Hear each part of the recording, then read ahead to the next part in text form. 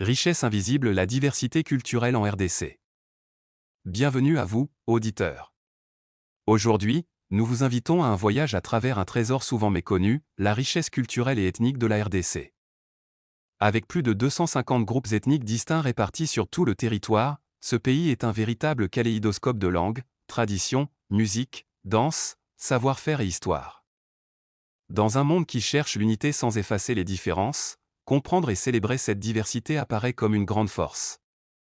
Ce documentaire met en lumière comment cette mosaïque culturelle enrichit la société congolaise socialement, économiquement, humainement. Joignez-vous à nous pour découvrir pourquoi l'unité d'un peuple ne signifie pas uniformité, mais respect, partage et complémentarité.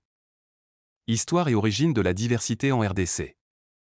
Pour comprendre la diversité de la RDC, il faut remonter aux racines des peuples bantus, soudaniques, nilotiques et autres qui, au fil des siècles, ont migré, s'installant sur ce vaste territoire. Ces migrations ont donné naissance à des royaumes anciens Luba, Congo, Mongo, Cuba, chacun avec ses propres traditions, langues et systèmes sociaux. Avec la colonisation, puis l'indépendance, les frontières se sont redessinées, mais les identités sont restées.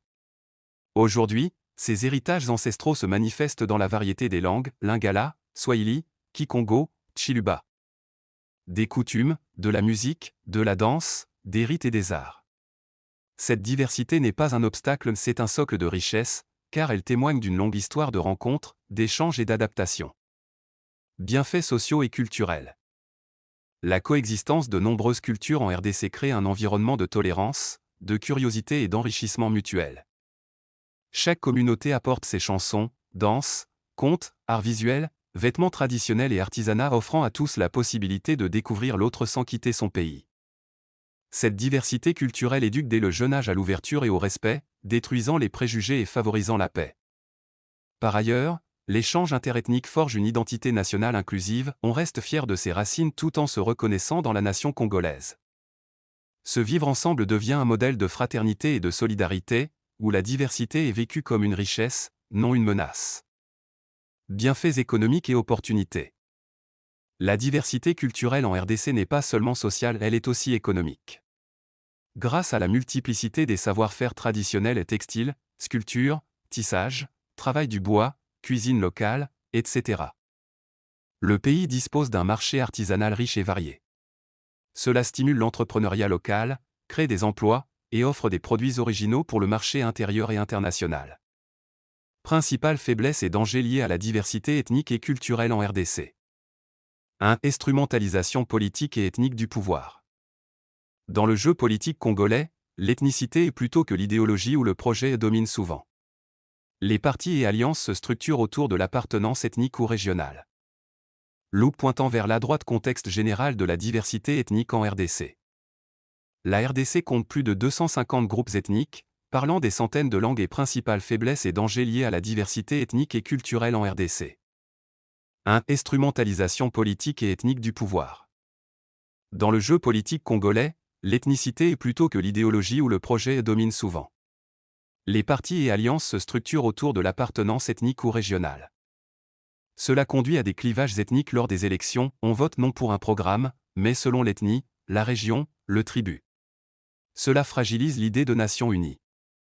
Ce type de politique ethnique alimente le tribalisme, le régionalisme, le clientélisme, le favoritisme et des pratiques de népotisme, ce qui bloque la bonne gouvernance et la justice sociale.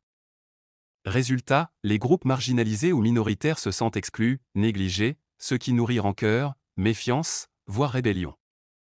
2. Facteurs d'instabilité sociale et de conflits interethniques. L'ethnicité a souvent été un facteur déclencheur ou aggravant de conflits en RDC entre groupes autochtones, autochtones vs allochtones, communautés minoritaires vs majorité. Cette instabilité prend plusieurs formes: violences intercommunautaires, expulsions, conflits fonciers, milices, déplacements de population, massacres. Ces conflits détruisent le tissu social, provoquent des traumatismes, le déplacement de population, la perte de confiance, la fragmentation communautaire. 3. Inégalité de développement et marginalisation.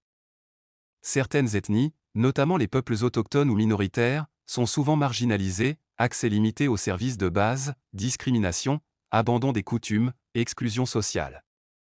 Les disparités régionales peuvent être fortes, certaines provinces, zones rurales ou peu peuplées sont oubliées dans la distribution des ressources, des infrastructures, des opportunités économiques, d'où un sentiment d'injustice. Ces inégalités renforcent le sentiment de frustration et d'usage instrumental de l'ethnicité pour revendiquer un statut ou des avantages, plutôt que s'appuyer sur le mérite ou le droit. 4. Fragilisation de l'identité nationale, montée du tribalisme. Quand l'ethnicité prime sur l'identité nationale, l'appartenance à la RDC devient secondaire. Cela fragmente le projet national et compromet la construction d'un véritable État-nation. Le sentiment de nouveauté se nourrit méfiance, stéréotypes, discrimination, rejet des minorités, xénophobie interne, ce qui affaiblit l'unité et la cohésion sociale. 5. Vulnérabilité à la manipulation économique, foncière et des ressources. Dans certaines régions, les conflits ethniques sont liés à la possession de terres, de ressources naturelles, minerais, forêts, terrains agricoles. La concurrence pour ces ressources combinée à des clivages ethniques rend l'instabilité, la corruption, l'exploitation et les conflits beaucoup plus probables. Cela freine le développement durable, les investissements, la confiance, et contribue à l'instabilité chronique. 6. Érosion des cultures autochtones et menaces sur les minorités. Les peuples autochtones ou tribus minoritaires, par exemple certains groupes pygmées, autochtones forestiers, communautés très petites, sont souvent marginalisés culturellement, langue, coutumes, savoirs traditionnels en danger. L'uniformisation culturelle, la pression sociale et l'assimilation peuvent mener à la perte d'identités uniques, à l'abandon des traditions, et à un appauvrissement culturel global. Cette difficulté à construire un projet national inclusif. La multiplicité des identités ethniques rend la gouvernance plus complexe. Comment représenter équitablement chaque groupe dans les institutions, les prises de décision, le partage des ressources? Le favoritisme ethnique, le clientélisme et la surprésentation d'un groupe peuvent engendrer des déséquilibres. Sans une politique inclusive, transparente et équitable, la diversité devient un banc de sable pour le développement institutionnel, plutôt qu'un pilier d'unité. Ampoule électrique. Pourquoi ces faiblesses ne sont pas une fatalité, ces limites peuvent être dépassées. Il ne s'agit pas d'accuser la diversité en tant que telle mais de pointer ce qu'il faut prévenir, corriger ou encadrer. Adopter une gouvernance démocratique, transparente, équitable pour éviter l'ethnicité politisée. Promouvoir l'éducation citoyenne, le respect des droits, l'inclusion des minorités, la justice sociale. Valoriser la culture et l'identité de tous les groupes, notamment les minorités et autochtones. Protéger le patrimoine culturel. Encourager le dialogue interethnique, la tolérance, l'unité dans la diversité.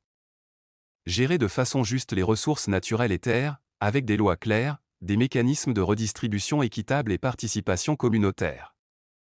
Renforcer l'État-nation et une conscience nationale commune au-delà des identités ethniques pour favoriser la cohésion. La diversité culturelle et ethnique en RDC est une richesse immense mais aussi un défi de taille.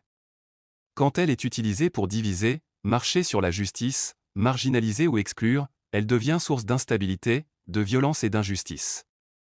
Pour que la diversité soit un atout réel, il faut des institutions fortes, une éducation à la citoyenneté, la protection des minorités, la justice sociale, et un engagement sincère en faveur de l'unité nationale. Le chemin est long, mais c'est un impératif pour bâtir une RDC stable, juste, inclusive, une nation fière de sa pluralité, mais unie dans un projet commun. À suivre.